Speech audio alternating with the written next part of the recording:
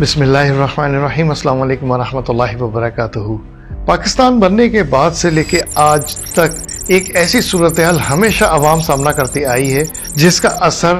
اوپر کے طبقے کو پڑے نہ پڑے مگر عوام کا اس میں ستیہ ناش ہو جاتا ہے، اور وہ ہے ایک ایسی کشمکش جو کہ فوجی جرنیلز کے اندر اور سیاسی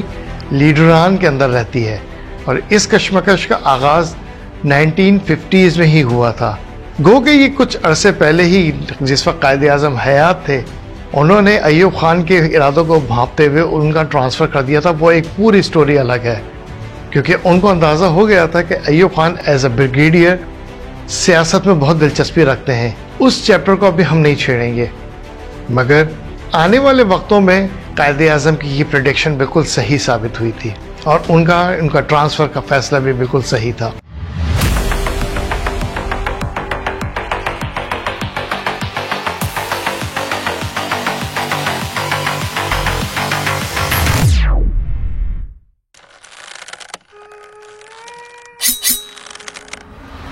فوجی جنرلوں کو اپنی طاقت کا اندازہ کس وقت ہوا تھا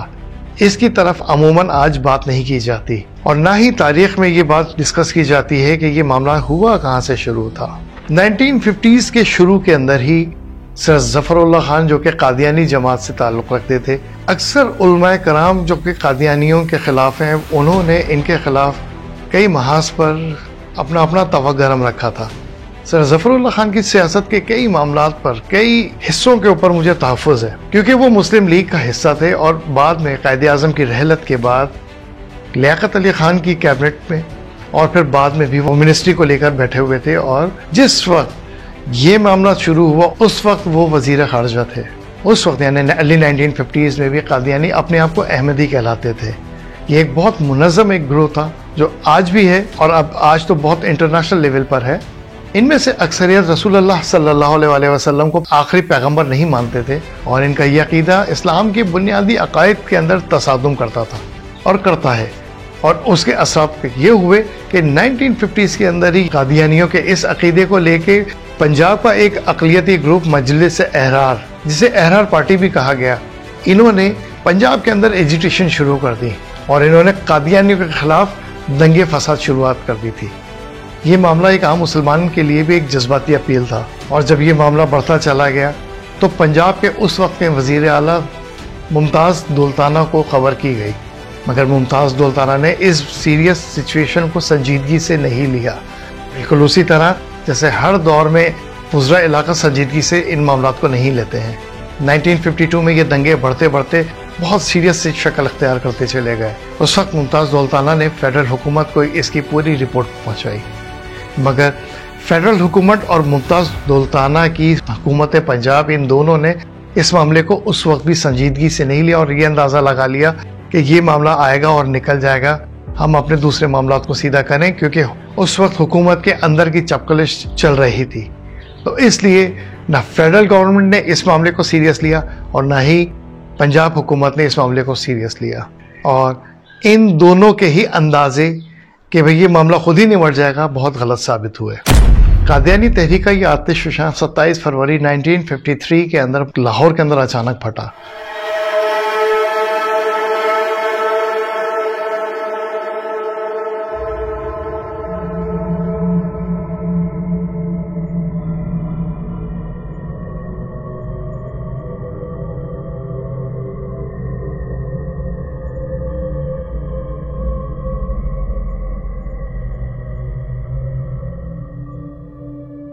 اور یہ معاملہ بہت زیادہ طول پکڑ گیا، تو ہوا یہ کہ مجلس احرار کے ساتھ جا کے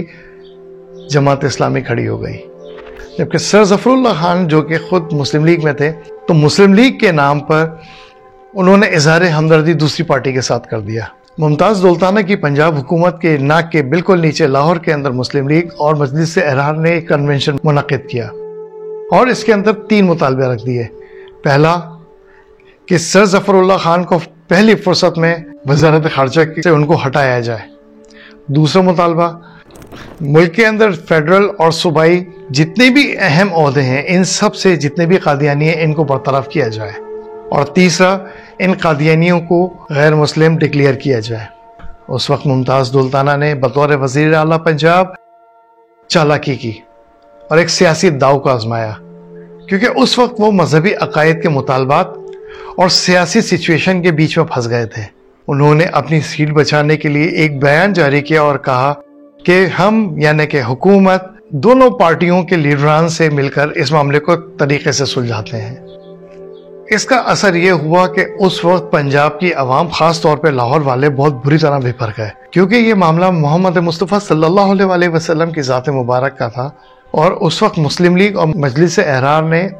اس سارے واقعے کو اچھی طرح کیش کیا ہوا تھا، اور عوام کے جذبات پہلے ہی بھڑکے ہوئے تھے، تو وہ اگینسٹ ہو گئی حکومت کے خلاف۔ تو لاہور کی عوام اس معاملے میں بری طرح بھر گئی، اور انہوں نے دولتانہ کو آڑے ہاتھ لیتے ہوئے کہا کہ آپ نے کس طرح ان قادیانیوں کے ساتھ مذاکرات کی یا ان کے لیڈران کے ساتھ مذاکرات کی حامی بھری ہے۔ یہ معاملہ ایسا تھا کہ جو چند علاقوں میں پھیلا ہوا ہنگامہ تھا، یہ پورے لاہور میں پھیل گیا اور جگہ جگہ آگ لگ گئی۔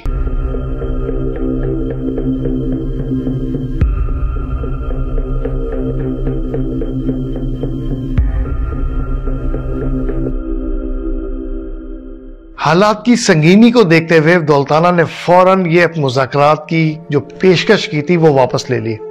مگر اس وقت تک کافی دیر ہو چکی تھی۔ اس وقت کی انٹیلیجنس ایجنسیوں نے رپورٹ دے دی تھی کہ ممتاز دولتانہ کی حکومت کے لیے پرابلمز کریٹ ہونے والی ہیں، مگر ممتاز دولتانہ نے اس وقت کے وزیر اعظم خواجہ ناظم الدین کو اور ان کی پالیسیز کو، یعنی ان کی جو حکومتی پالیسیز تھیں، ان کو سائٹ پر رکھ کر اپنی سیاست کو بچانے کے چکر میں ایسا رویہ اپنائے رکھا جس کی وجہ سے پہلے پنجاب کو اور پھر پورے پاکستان کو نقصان پہنچا۔ انٹیلیجنس ایجنسیز نے ان کو ایک دفعہ پھر رپورٹ دی کہ ایک سیاسی طوفان بالکل ریڈی ٹو گو ہے اور آنے ہی والا ہے، آپ اس معاملے کو جلد از جلد نمٹائیں۔ مگر دولتانہ صاحب نے اپنا وہی رویہ اختیار رکھا جو عموماً پنجاب کے بعد کے آنے والے وزرائے اعلیٰ نے بھی اختیار کیے رکھا، اور اس کا نتیجہ یہ ہوا کہ حالات اتنے زیادہ خراب ہو گئے کہ پنجاب حکومت نے اپنے گھٹنے ٹیک دیے، اور اس سارے معاملے کو اب دوسری ایجنسیز نے دیکھنا تھا، کیونکہ پنجاب حکومت ہاتھ کھڑے کر چکی تھی کہ اب ہم کچھ بھی نہیں کر سکتے۔ یہی وہ پہلا رویہ تھا پاکستان بننے کے بعد جس کی وجہ سے بہت سارے معاملات خراب ہوتے ہی چلے گئے تھے، اور افسوس اس بات کا ہے کہ آنے والے دیگر وزرائے اعلیٰ نے بھی اس ممتاز دولتانہ کے اقدام سے سبق نہیں سیکھا، اور وہی غلطی بار بار کی، جس کی وجہ سے پنجاب کو اندرونی طور پہ بہت نقصان پہنچا، اور ان کا دیکھا دیکھی پاکستان کے دیگر دوسرے صوبے کے وزرائے اعلیٰ نے بھی وہی روش اختیار کیے رکھی۔ خواجہ ناظم الدین جو کہ اس وقت پاکستان کے وزیر اعظم تھے، وہ ایک بہت شریف النفس انسان تھے۔ ممتاز دولتانہ نے جس وقت دونوں طرف کے لیڈران کو پیشکش کی تھی کہ آئیں اور آ کے ڈسکس کریں، اس کی وجہ سے وہ خود وزیر اعظم بہت پریشان ہو گئے تھے، اور ان کی پریشانی کی ایک وجہ یہ تھی کہ وہ اس وقت تمام علماء کرام کا بے حد احترام کرتے تھے، اور علماء بھی ان کا احترام کرتے تھے۔ مذاکرات کی یہ پیشکش اس لیے بھی خطرناک تھی کیونکہ مجلس احرار وہ پارٹی تھی جس نے پاکستان بننے کی بہت سختی سے مخالفت کی تھی، اور اس وقت جماعت اسلامی کا بھی کیا رویہ پاکستان کے حوالے سے تھا، یہ کسی سے ڈھکا چھپا نہیں ہے۔ اور پاکستان بھی اس وقت نیا بنا تھا، تو عوام بھی جانتی تھی دونوں طرف کی پارٹیاں آج سے چند سال پہلے کیا گل کھلا چکی ہیں جس وقت پاکستان بن رہا تھا۔ اب یہ معاملہ دونوں طرف کی پارٹی، یعنی ایک طرف مجلس احرار اور جماعت اسلامی اور دوسری طرف قادیانی لیڈران، ان دونوں کے ہاتھ سے نکل چکا تھا، اور عوام نے یہ سارا معاملہ ٹیک اوور کر لیا تھا۔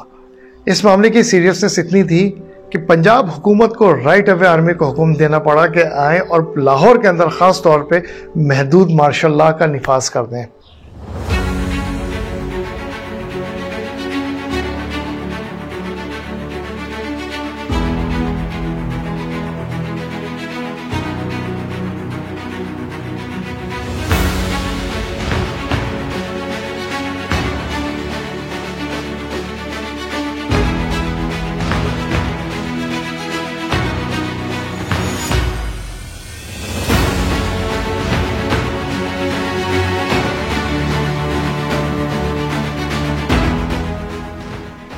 یہ وہ حکم تھا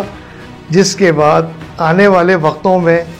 جنرلوں کو وہ راستہ نظر آ گیا کہ انہوں نے آئندہ کرنا کیا ہے، اور اسی طاق کے اندر اس وقت ایوب خان بیٹھے تھے، اور ان کا پولیٹکس میں بھی بڑا گہرا لگاؤ تھا، इंटरनेशनल पॉलिटिक्स में डेमोक्रेसी का एक उसूल लाजमी पढ़ाया जाता है और वो ये है कि कोई भी मुंतखब हुकूमत जो कि अवाम के वोटों से आई हो, वो अपनी किसी ऐसी पॉलिसी के तहत या कोई ऐसे मामला जिसकी वजह से सियासी पेचीदगियां पैदा हो जाएं या ऐसे फैसले जिनसे अवाम मुश्तइल हो जाए, उसको रोकने के लिए अगर माशाल्लाह का जालिमाना निफाज कर दिया जाए हुकूमत की तरफ से अवाम पर, तो ये जमहूरियत के लिए हमेशा एक बहुत बड़ा धचका साबित होता है। यानी कि कोई भी मुंतखब हुकूमत अगर अपने ही फैसलों के तहत कोई प्रॉब्लम क्रिएट कर दे अवाम के लिए और अवाम बेपड़ जाए, या तो उस सियासी दलदल से निकलने के लिए अगर वो हुकूमत माशाल्लाह का इम्पोज अवाम के ऊपर कर दे, तो ये जमहूरियत के लिए बहुत बड़ा प्रॉब्लम होता है और अवाम इसके असरात में पिस जाते हैं। और मॉडर्न वर्ल्ड के अंदर, पाकिस्तान के अंदर ही सबसे ज़्यादा ये तजर्बात हुए हैं। उस ज़माने के फ़ौजी जनरल्स ने इस मामले को जल्दी से टेक ओवर किया और मार्शल लॉ का निफाज करने के बाद लाहौर के अंदर बहुत सख्त पैगाम दिया और उसके नतीजे में काफ़ी मारामारी हुई, खून बहा, मगर इस मामले को फ़ौज ने संभाल लिया। फ़ौज के जनरल्स, ख़ास तौर पे ऊपर बैठे हुए चीफ, बहुत ज़्यादा खुश हुए कि हमने उस मामले को अब संभाल लिया है जिसको सिविल हुकूमत नहीं संभाल सकी थी या मुंतखब हुकूमत नहीं संभाल सकी थी।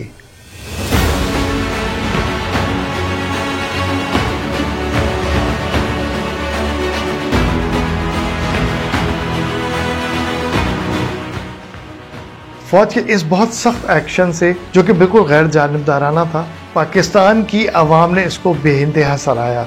इस सराहे जाने के अंदाज को ऊपर की टॉप मैनेजमेंट ने, यानी कि फौज के टॉप जनरल्स ने अवाम की वो नस पकड़ ली थी कि अगर इन फ्यूचर भी हम ये काम करते रहेंगे तो अवाम हमारे खिलाफ नहीं जाएगी। ये सोच वहाँ से स्टार्ट हुई और उनको इस बात का यकीन हो गया था कि अवाम की तरफ से कोई मनफी रद्द-ए-अमल सामने नहीं आएगा।